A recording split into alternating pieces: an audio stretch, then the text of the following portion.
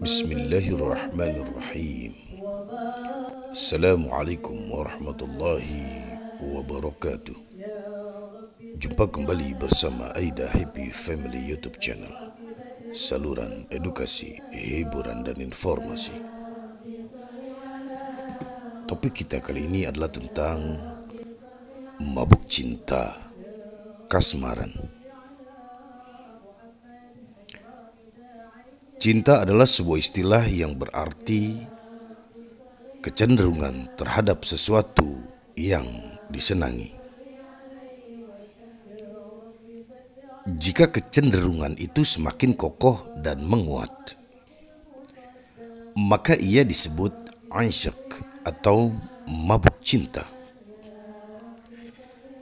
Asyik melampaui batas cinta hingga pelakunya menjadi teman atau pendamping bagi kekasihnya, serta rela mengorbankan semua yang dimilikinya demi sang kekasih.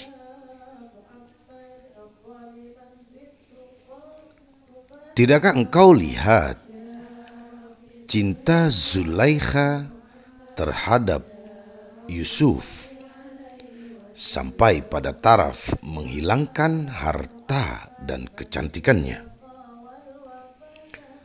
Zulaikha mempunyai banyak permata, kalung, dan 70 ekor unta. Seluruhnya ia sedekahkan demi meraih cinta Yusuf.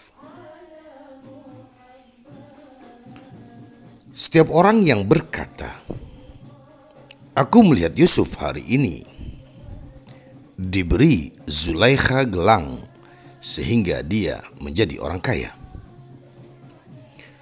Hal itu Zulaikha lakukan hingga ia nyaris tidak punya apa-apa. Segala sesuatu diberinya nama Yusuf. Sungguh, dia melupakan segalanya kecuali Yusuf. Disebabkan cintanya yang begitu mendalam, jika dia mengangkat kepalanya ke langit, dia melihat nama Yusuf tertulis di atas bintang-bintang. Diriwayatkan, ketika telah beriman dan menikah dengan Yusuf, Zulaikha menyendiri jauh dari Yusuf dan memusatkan diri untuk beribadah kepada Allah. Suatu hari, Yusuf memanggilnya keranjang, tetapi Zulaikha minta ditunda ke malam hari. Ketika dia mengajaknya pada malam hari, Zulaikha menundanya ke siang hari. Zulaikha berkata, "Wahai Yusuf, aku mencintaimu sebelum aku mencintai Allah. Adapun setelah aku mencintainya, maka cintanya tidak menyisakan sedikit pun cinta kepada selainnya, dan aku tidak ingin menggantinya."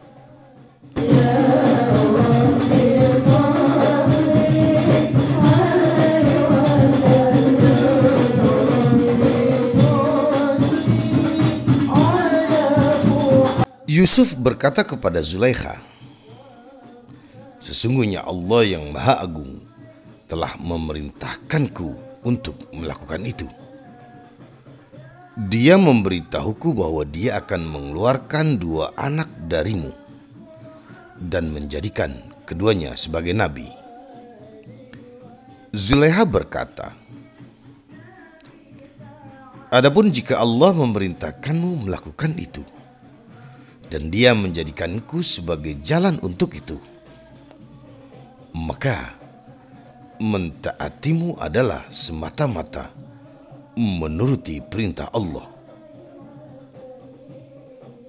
Seketika itu, Zulaikha tenang di sisi Yusuf. Dikisahkan Majnun Laila, atau orang yang tergila-gila dengan Laila, yaitu Qais, ditanya, "Siapa namamu?" Ia menjawab, "Aku adalah Laila." Suatu hari ia ditanya lagi, "Bukankah Laila sudah meninggal dunia?" Ia menjawab, "Sesungguhnya Laila berada di hatiku. Dia tidak mati. Aku adalah Laila." Suatu hari, Majnun melewati rumah Laila. Lalu dia melihat ke langit. Ada seseorang yang berkata, "Wahai Majnun, jangan melihat ke langit. Lihatlah ke dinding rumah Laila. Barangkali engkau bisa melihat Laila." Majnun menjawab, "Cukup bagiku melihat bintang yang bayangan sinarnya jatuh atau terpancar ke rumah Laila."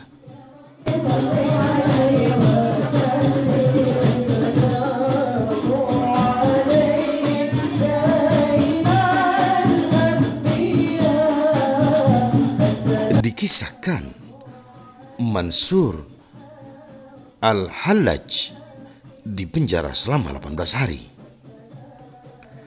Suatu hari, Asyibli mendatanginya. Lalu ia berkata kepadanya, "Wahai Mansur, apa itu cinta?" Mansur menjawab, "Jangan bertanya padaku hari ini. Bertanyalah padaku esok hari." Keesokan harinya, ketika mereka mengeluarkan Mansur dari penjara dan menghamparkan alas kulit untuk mengeksekusinya, Asyibli berjalan di depannya. Mansur memanggilnya, "Wahai Syibli, awal cinta adalah terbakar dan akhirnya adalah terbunuh." Ketika Al-Hallaj menyadari dengan sebenar-benarnya bahwa menurut pandangannya segala sesuatu selain Allah adalah kepalsuan, dan dia mengetahui bahwa sesungguhnya Allah adalah Al-Haq atau kebenaran, dia pun melupakan nama dirinya sendiri seketika ia menyadari kenyataan nama kebenaran itu.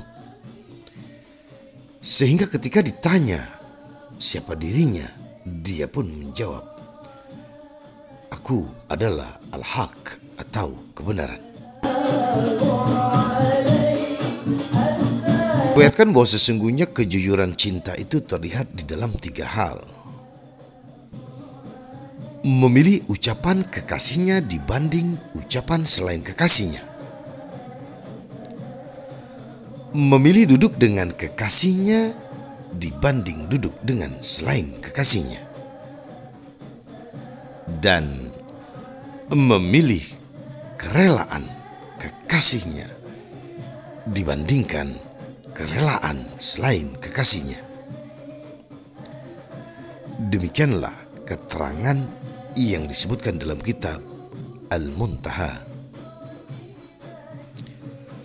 Ada yang mengatakan ishq adalah merobek tirai-tirai dan menyingkap rahasia-rahasia.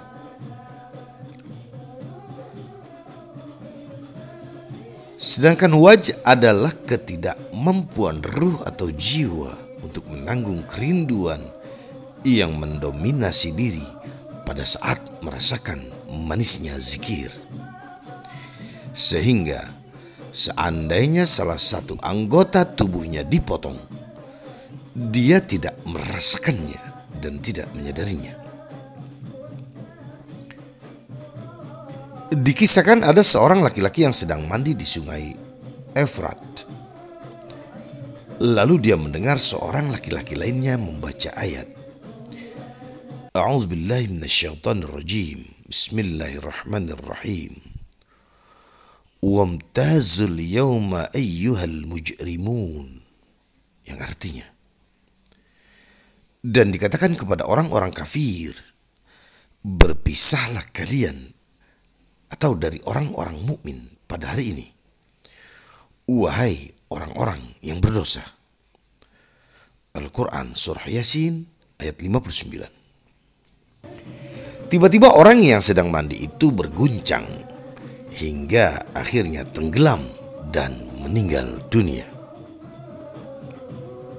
Diriwayatkan Muhammad bin Abdullah al-Baghdadi berkata, aku melihat seorang pemuda di atas atap yang tinggi di Basharah.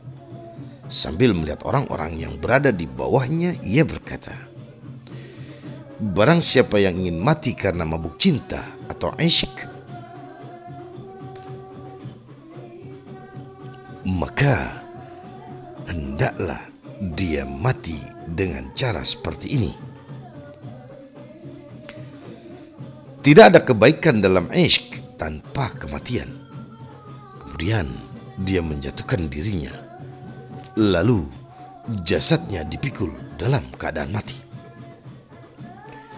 Junaid al-Baghdadi berkata, bertindak itu artinya meninggalkan pilihan atau tidak memilih.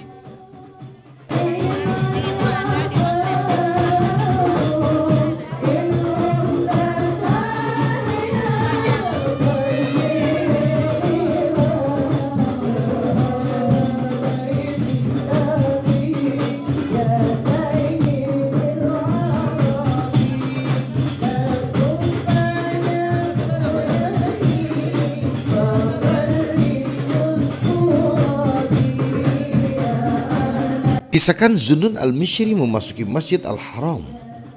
Lalu dia melihat seorang pemuda gelandangan tanpa berpakaian lengkap.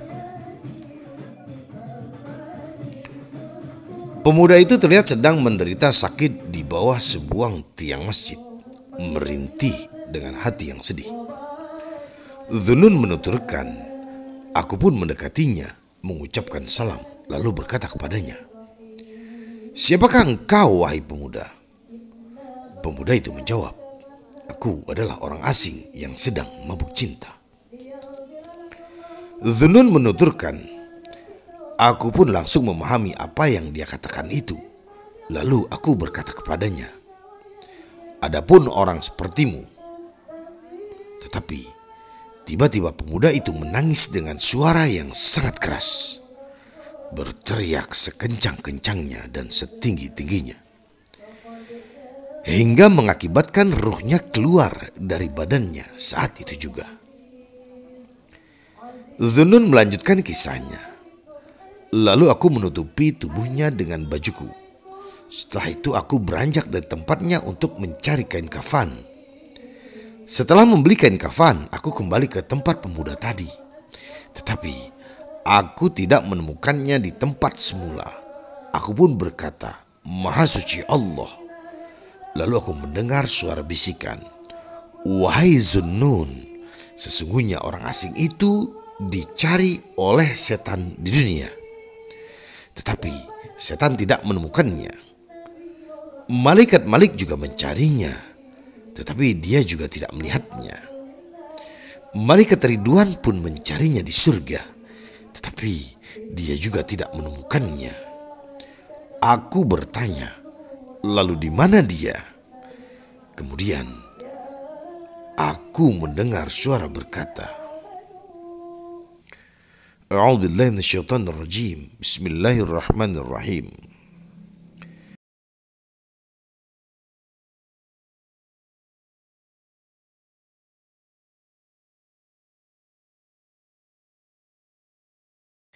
Fi maq'adi sidqin 'inda malikin muqtadir. Yang artinya, di tempat yang disenangi, di sisi Tuhan yang Maha Kuasa. Al-Quran Surah Al-Qamar ayat 55. Hal itu disebabkan kecintaannya, ketaatannya yang banyak, dan pertobatannya yang ia segerakan. Kisah ini disebutkan di dalam kitab Zar Ar-Riyad. Seorang syekh ditanya tentang kondisi seorang muhib atau pencinta Allah. Dia menjawab, jarang bergaul dengan manusia, sering menyendiri, selalu berpikir, pendiam. Dia tidak melihat ketika memandang, tidak mendengar ketika dipanggil, tidak paham ketika diajak bicara. Jika ditimpa musibah, ia tidak merasa bersedih. Jika ditimpa lapar, ia tidak mengetahuinya atau merasakannya. Dia tak berpakaian, tetapi tidak merasa telanjang. Dicaci maki, tetapi tidak merasa gentar. Dia melihat Allah di dalam khalwatnya. Dia merasa terhibur dengannya dan bermunajat kepadanya. Dia berselisih dengan penduduk dunia tentang dunia mereka. Abu Nuwab An-Nakhshi mengungkapkan tentang cinta dalam beberapa bait syairnya. Jangan tertipu karena seseorang kekasih itu ada tanda-tandanya, dan ia mempunyai bingkisan untuk kekasihnya sebagai perantara. Di antara tandanya, ia merasa nikmat dalam cobaan yang diberikannya. Ia merasa bahagia dalam semua perbuatannya. Penolakan dari kekasihnya adalah pemberian yang diterimanya. Kefakiran baginya adalah kemuliaan dan kebajikan yang segera. Tanda lainnya, engkau melihat kekuatan tekadnya hanya untuk mematuhi kekasihnya, walaupun orang lain mencelanya. Tanda lainnya, ia terlihat tersenyum, padahal hatinya begitu resah disebabkan kekasihnya. Tanda lainnya, ia terlihat memahami perkataan orang yang beruntung dapat bertanya kepadanya. Tanda lainnya, ia terlihat sengsara, berhati-hati dalam setiap perkataan yang diucapkannya. Dikisahkan suatu ketika Nabi Isa berjalan melewati seorang pemuda yang sedang menyiram kebun. Pemuda itu berkata kepada Nabi Isa, mohonkan kepada Tuhanmu agar dia mengaruniakan kepadaku berupa kecintaan kepadanya, walaupun hanya sebesar atom. Nabi Isa menjawab, engkau tidak akan kuat jika diberi sebesar atom. Pemuda itu berkata, kalau begitu separuh atom saja. Nabi Isa pun berdoa, wahai Tuhanku, karuniakanlah kepadanya kecintaan kepadamu sebesar separuh atom. Setelah itu Nabi Isa beranjak pergi. Setelah berlalu waktu yang sangat lama, Nabi Isa melewati tempat pemuda itu lagi. Nabi Isa menanyakan keadaan pemuda itu. Masyarakat menjawab, pemuda itu gila dan pergi ke perbukitan. Lalu Nabi Isa berdoa kepada Allah agar dia memperlihatkan pemuda itu. Nabi Isa pun melihat pemuda itu di sela-sela perbukitan sedang berdiri di atas sebuah batu besar. Matanya membelalak ke langit. Nabi Isa mengucapkan salam, tetapi pemuda itu tidak menjawabnya. Nabi Isa berkata, aku adalah Isa. Lalu Allah mewahyukan kepada Nabi Isa, bagaimana mungkin dia bisa mendengar ucapan manusia, sedangkan di dalam hatinya terdapat separuh atom kecintaan kepadaku. Demi kemuliaan dan keagunganku, seandainya engkau membelah dia dengan gergaji, sungguh dia tidak akan menyadarinya.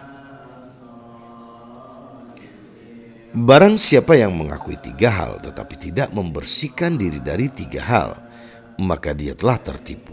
Pertama, orang yang mengaku merasakan manisnya berzikir kepada Allah tetapi dia mencintai dunia. Yang kedua, orang yang mengaku mencintai dengan ikhlas di dalam amal perbuatannya, tetapi dia senang diagungkan manusia. Ketiga, orang yang mengaku cinta kepada Tuhan Pencipta, tetapi enggan menjatuhkan atau merendahkan dirinya. Rasulullah Shallallahu Alaihi Wasallam bersabda, akan datang suatu masa di dalam umatku ketika mereka mencintai 5 hal dan melupakan 5 hal. Mereka mencintai dunia dan melupakan akhirat. Mereka mencintai harta dan melupakan hari perhitungan amal. Mereka mencintai manusia dan melupakan Pencipta. Mereka mencintai dosa-dosa dan melupakan taubat. Mereka mencintai istana-istana dan melupakan kuburan-kuburan. Mansyur bin Amr berkata dan menasihati seorang pemuda, "Wahai pemuda, jangan engkau tertipu dengan masa mudamu. Betapa banyak pemuda yang menunda taubat, panjang angan-angan, tidak ingat mati dan berkata, sungguh aku akan bertobat besok atau lusa. Lalu dia didatangi malaikat maut dalam keadaan lalai bertaubat. Kemudian dia berada di liang kubur tanpa harta, budak saya, anak, ayah maupun ibu yang bisa menolongnya." Sebagaimana firman Allah Subhanahu wa taala, A'udzu billahi minasyaitonir rajim.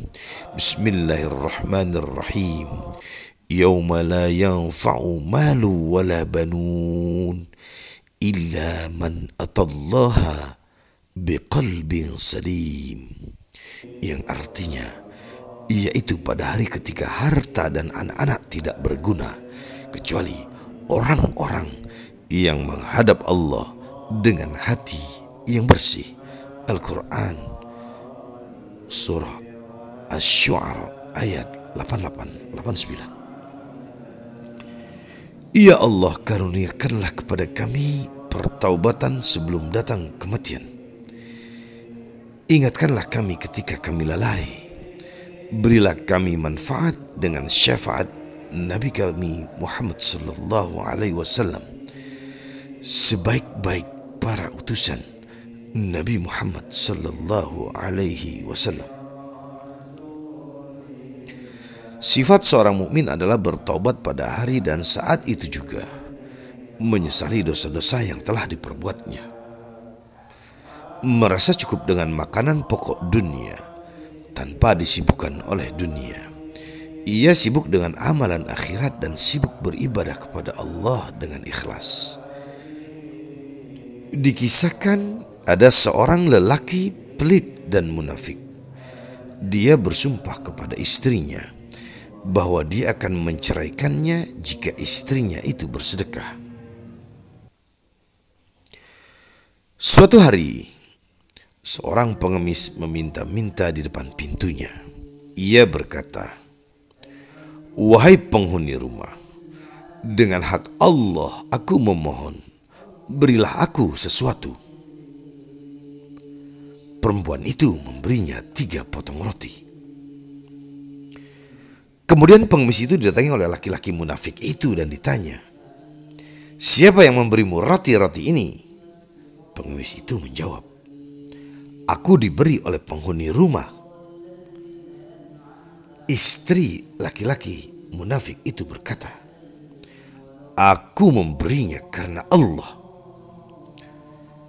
Laki-laki munafik itu segera menyalakan tungku api hingga panas, lalu berkata, "Kalau begitu, lemparkan dirimu ke dalam tungku api ini karena Allah." Istrinya berdiri hendak mengambil beberapa pakaiannya. Laki-laki munafik itu berkata, "Tinggalkan baju-baju itu." Istrinya berkata, "Seorang kekasih berhias diri untuk menemui kekasihnya. Aku akan mengunjungi kekasihku." Kemudian dia melemparkan dirinya ke dalam tungku api. Laki-laki munafik itu menutup tungku api itu dan pergi.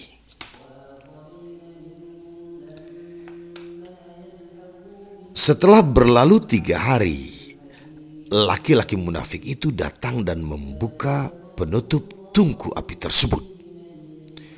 Laki-laki munafik itu menengok ke dalam tungku api dan melihat istrinya itu selamat dengan kekuasaan Allah. Ia pun terkejut melihat kondisi tersebut. Lalu ada suara yang berkata, "Apakah engkau tidak tahu bahwa api tidak bisa membakar kekasih kami?" Dikisahkan Asiyah istri Fir'aun menyembunyikan keimanannya dari Fir'aun. Ketika mengetahui keimanan Asiyah kepada Allah, Fir'aun memerintahkan untuk menyiksanya. Mereka menyiksanya dengan berbagai macam siksaan. Fir'aun berkata, "Murtadlah." Namun Asiyah menolak. Kemudian Fir'aun membawakan pasak-pasak atau balok dan menyuruh mereka untuk memukulkannya ke tubuh Asiyah. Lalu Fir'aun berkata, "Murtadlah." Asiyah menjawab, "Engkau sudah tahu kalau diri dan hatiku berada dalam perlindungan Tuhanku. Seandainya engkau memotong-motong anggota tubuhku, maka sungguh hal itu hanya akan menambah kecintaanku kepadanya." Ketika Nabi Musa lewat di depannya, Asiyah memanggilnya, "Beritahukanlah kepadaku, apakah Tuhanku ridho ataukah marah kepadaku?" Nabi Musa menjawab, "Wahai Asiyah, para malaikat langit menunggumu, merindukanmu. Allah membangga-banggakanmu. Sebutkanlah hajatmu kepadaku, karena sesungguhnya hajatmu dikabulkan Allah." Maka Asiyah berkata, "Ya Tuhanku, bangunkanlah untukku sebuah rumah di sisimu dalam surga, dan selamatkanlah aku dari Fir'aun dan perbuatannya, dan selamatkanlah aku dari kaum yang zalim." Al-Quran Surah At-Tahrim ayat 11. Diriwayatkan dari Salman, dia berkata bahwa istri Fir'aun disiksa dengan panasnya matahari. Ketika orang-orang yang menyiksa itu pergi, para malaikat menaunginya dengan sayap-sayapnya. Ketika itulah dia melihat rumah atau istananya di surga. Diriwayatkan dari Abu Hurairah bahwa sesungguhnya Fir'aun mengikat istrinya dengan 4 pasak dengan cara menelentangkannya. Di atas dada istrinya diletakkan sebuah batu besar. Fir'aun menghadapkan istrinya langsung ke arah matahari. Asiyah mengangkat kepalanya ke langit dan berkata,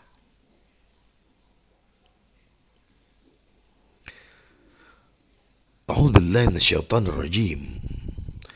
Rabbi ibni li 'indaka baitan fil jannah." Yang artinya, "Ya Tuhanku, bangunkanlah untukku sebuah rumah di sisimu dalam surga." Al-Quran Surah At-Tahrim ayat 11.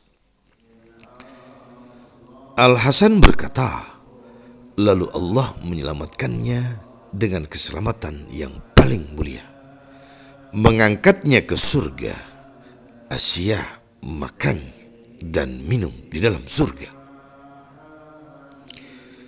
Kisah di atas menjadi bukti bahwa memohon perlindungan kepada Allah, menyandarkan diri hanya kepadanya, memohon jalan keluar dari cobaan dan kesulitan kepadanya adalah bagian dari sejarah kehidupan orang-orang soleh dan perjalanan hidup orang-orang mukmin.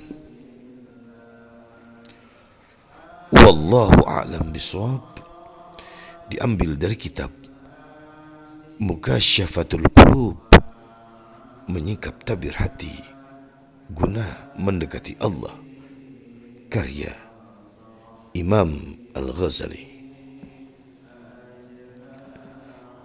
Demikianlah yang bisa disampaikan.